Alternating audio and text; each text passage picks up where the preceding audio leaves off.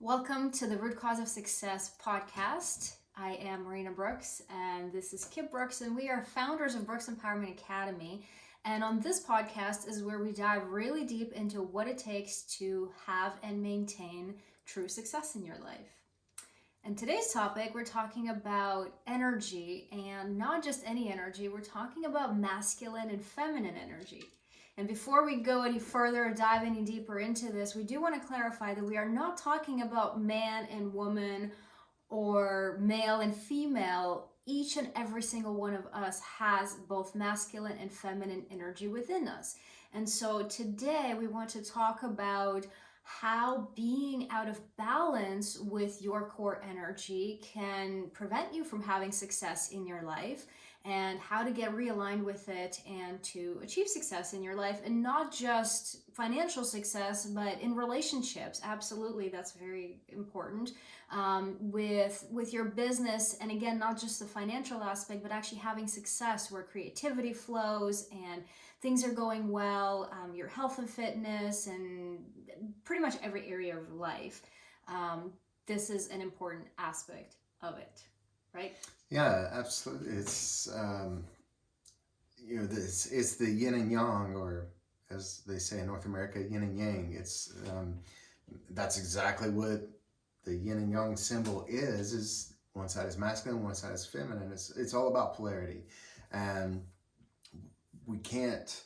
We can do it all the time. We can get stuck on one side or the other, but that's where it becomes the toxic wounded patterns. Everybody talks about toxic masculinity, and all that actually is, there's nothing toxic about being masculine, but there are toxic behavior patterns, and they can show up on either side, either the feminine side or the masculine side. It's when we're in too much one or the other. Right. And it's really what it is that wounded side of us coming out. And essentially is when we are out of alignment with our core energy. So most women, 80% of women, their core energy is feminine. 80% of men, their core energy is masculine. And yet we find so many women very much in their masculine.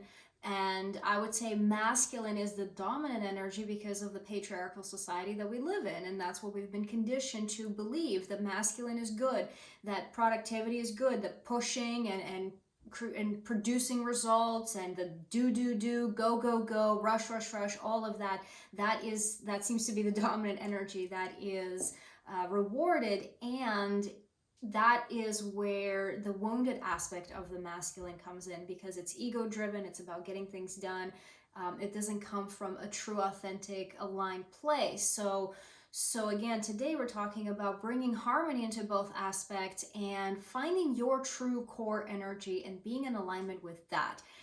If your core energy is feminine and yet you keep showing up masculine, that's where issues really show up.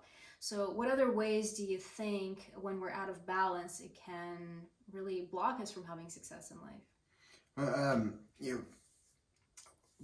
What's coming up for me is I want to give a brief little history of where it got so out of control in this country. A lot of people are talking about, like, in the last 5 or 10 years, there's been this push to put women in the, put women in the masculine so they can be executives and all of this. But it started way before that.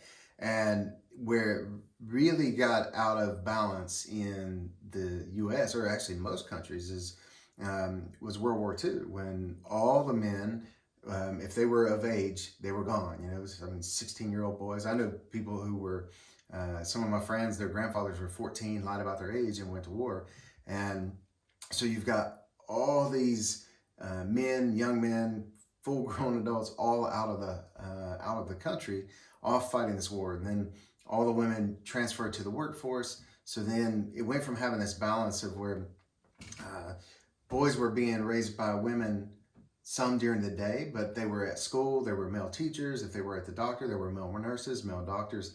And so they had masculine presence all the time. And it was a nice harmonic balance. And then in the evening, it was dad comes home from work and mom's there, and there was a nice harmonic balance, and they got to see all sides of it. Once dad and grandpa and uncles are gone to war, they had none of that. And so then you had women having to step fully into being forced into the masculine role, and supposed to be balancing feminine. Well, to bounce back and forth and play two roles, play two people's parts, gets very exhausting. So the one we're in the most of the time starts to take over and becomes natural.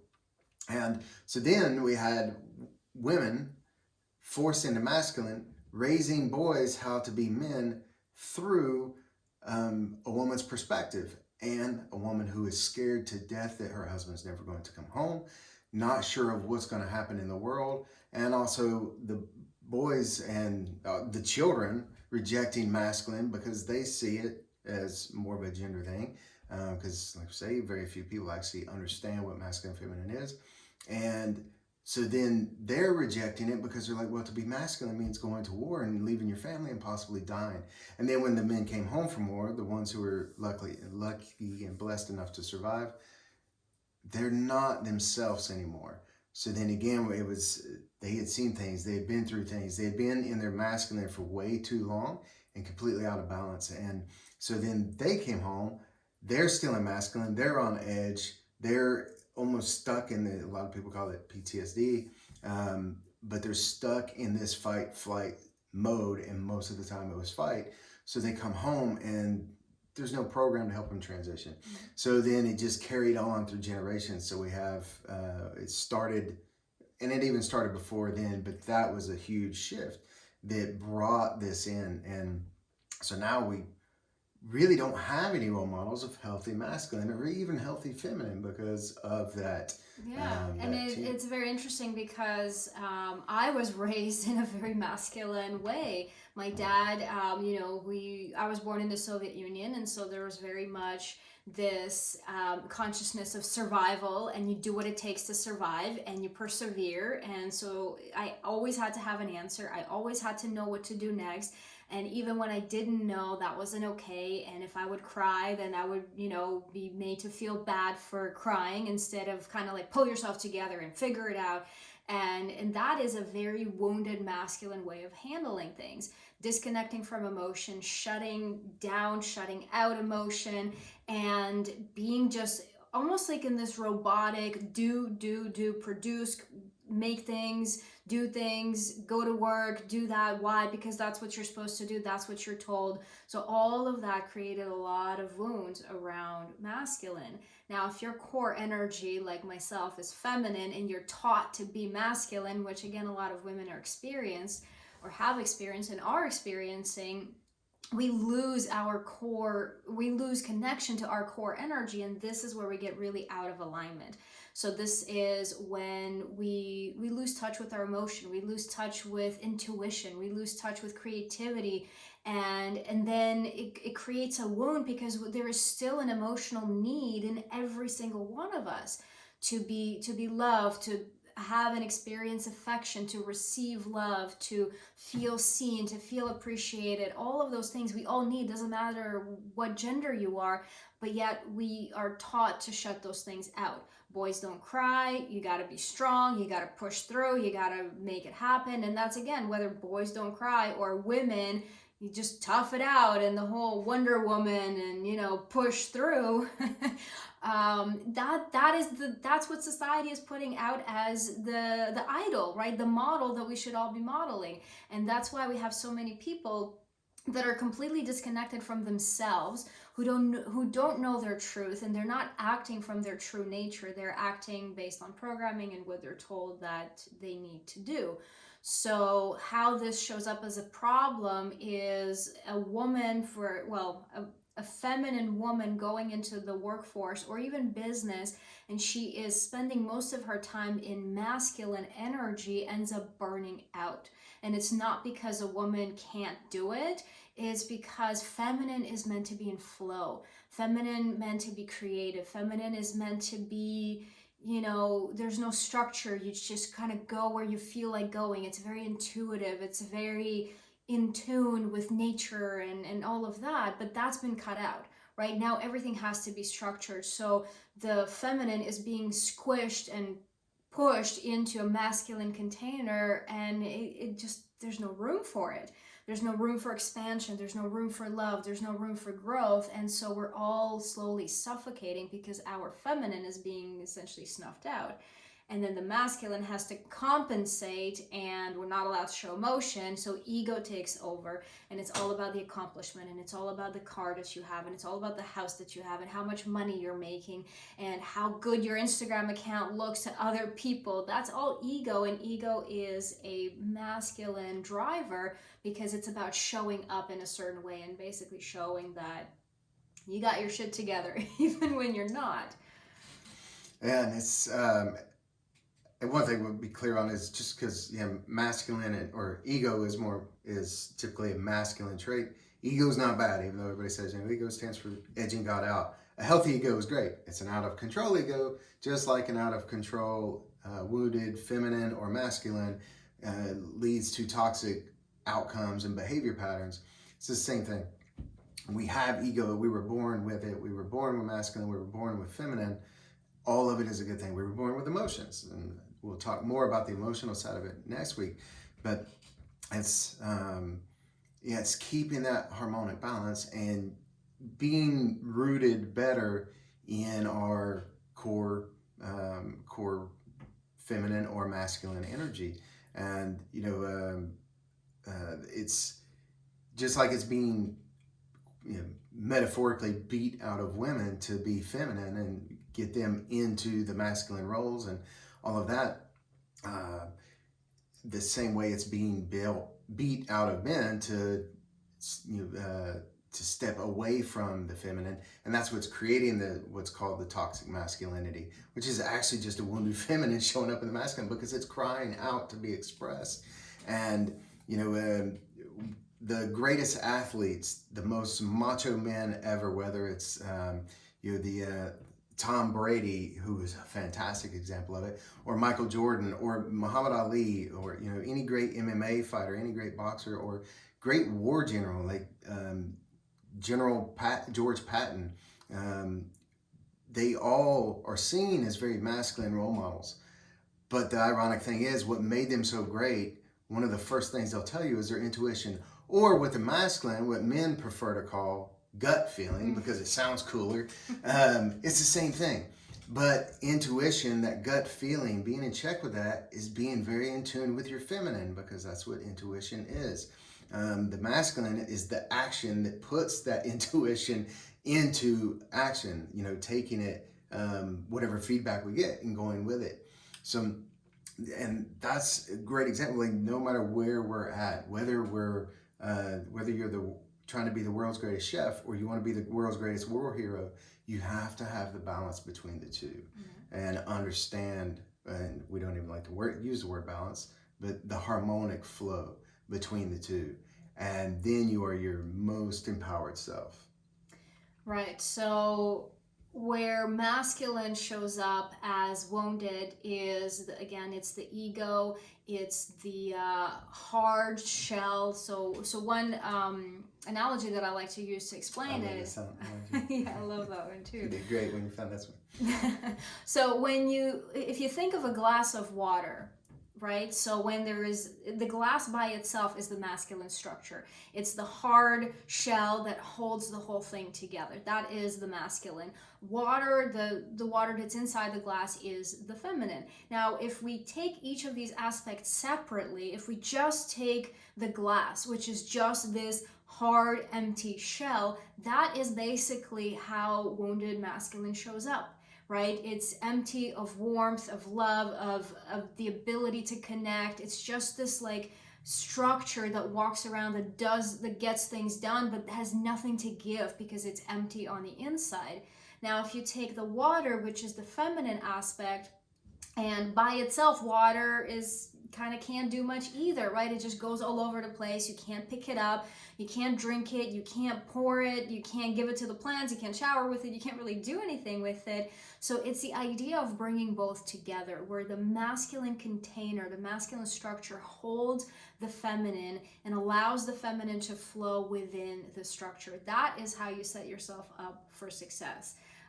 So the wounded feminine is where, again, it's so emotional, it's all over the place, there is no structure, it's very flighty, very kind of like taking spontaneity to an even further degree, where there's absolutely no plan, there's no certainty, everything just happens, and everything is an explosion, and everything is just like this burst of emotion in the moment. And it's very challenging to create success that way because there's no predictability. Predictability is masculine, but we need the masculine structure. It's like building a house. You need a foundation. But if you only have the foundation and you don't have the insulation and you don't have the paint and you don't have the decor inside, then you're just living again in this empty shell that there's no warmth, there's no feeling of home, there's no connection, which is the feminine aspect. So to create more success in your life, you first want to identify what is your core energy. So are you in your core masculine or are you in your core feminine? And again, remember, this is not about man and woman. Most women are in their core energies feminine, and there are some that are not. And in couples, like that one place that we see it also that's really important is when the energies are out of balance. Like, for example, if both parts of the couple are in masculine, there's constant butting heads. It's constantly trying to prove to each other who's better and who's got it right, and kind of stepping up into that leader role and the protector role. But if you're both in that role, then it's just that constant battle, right? And we've experienced that once or twice. We have experienced. We had a lot of healing to do with our own masculine, feminine energies. And now if you have two feminine energies together in a relationship, it doesn't flow either, because again, there's no structure, there's no guidance, there's no moving forward, there's no creating a future. It's just everything is in the moment, and that's why everything is just kind of like these little bursts of emotion, and it's either great or it's drama or it's something else, and there's no actual movement forward. So again, it's the harmony of having both. And when you identify your core energy, the next thing you want to do is really ask yourself if you are showing up in alignment with it. Are you really authentically showing up as that core energy? And I'd be willing to bet most of us are a little out of that harmony, right? Or in disharmony, I guess. So yeah, to create success, we really want to get aligned with our core energy. And when the wounds show up, to honor them, to recognize, oh, this is happening right now. I'm feeling hurt. I want to cry. Honor that. Allow yourself to cry, and then ask yourself, what do I need right now? What is this wound showing me? What is showing up for me here to heal? And again, whether it's masculine or feminine, there's something to heal on both sides, and then to bring it back into harmony. And again, making sure that you're actually showing up with enough of both. If you've been too far in your masculine and you've completely neglected the feminine, bring some things in, like meditation, like dance, or some sort of physical movement. Even if it's like martial arts, I think that is still a physical expression. It can, it still adds a feminine aspect, because it's about feeling the energy, allowing it to flow through you, and acting from that place of basically being moved by something, as opposed to forcing the movement from the top.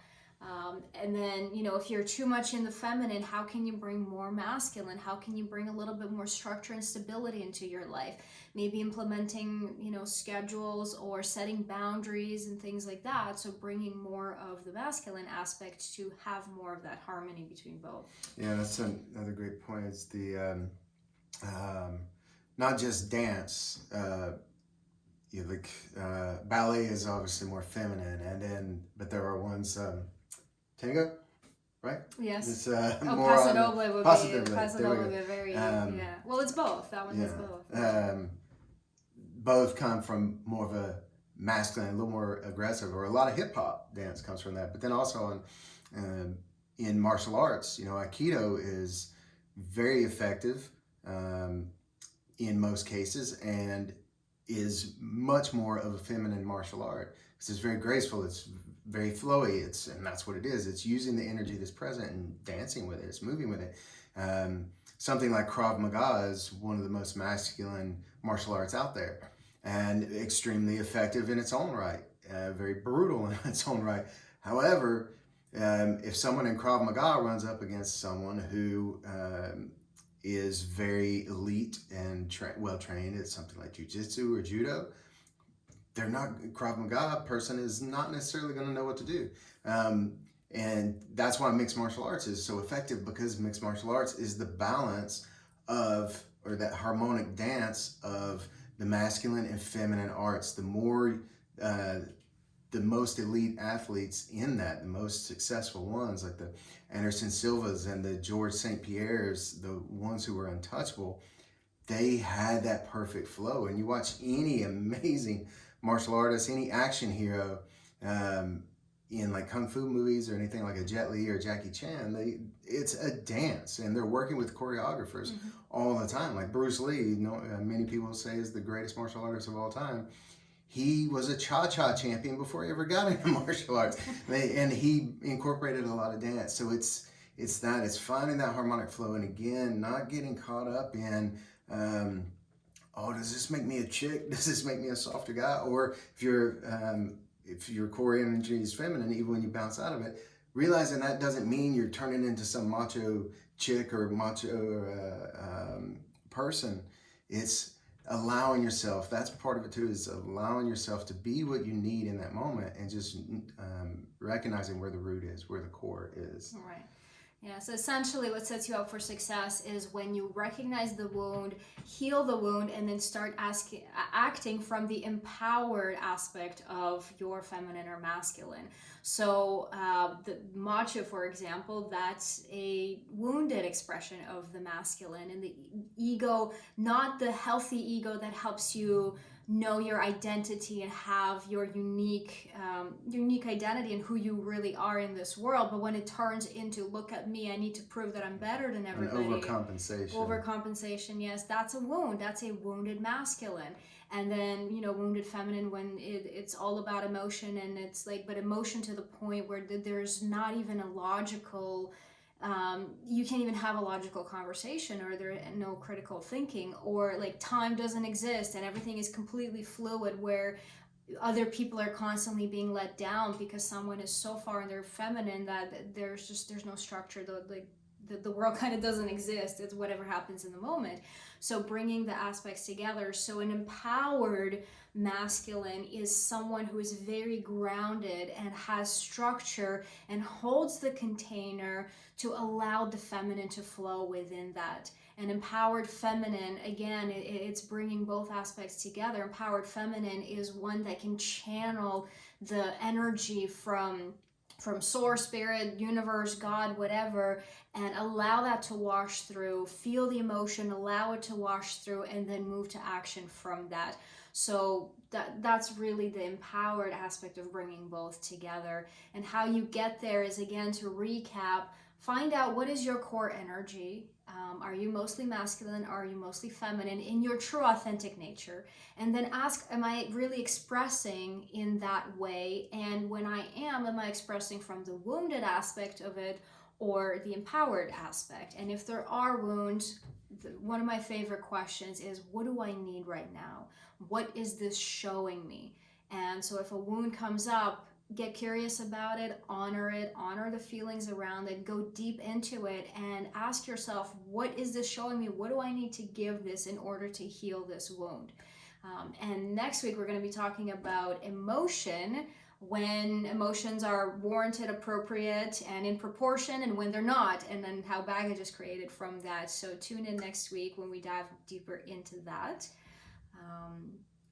But yeah, this is our episode for today on masculine and feminine energy and bringing harmony into both and acting from a place of empowered masculine and feminine and healing the wounded aspects that show up in both energies.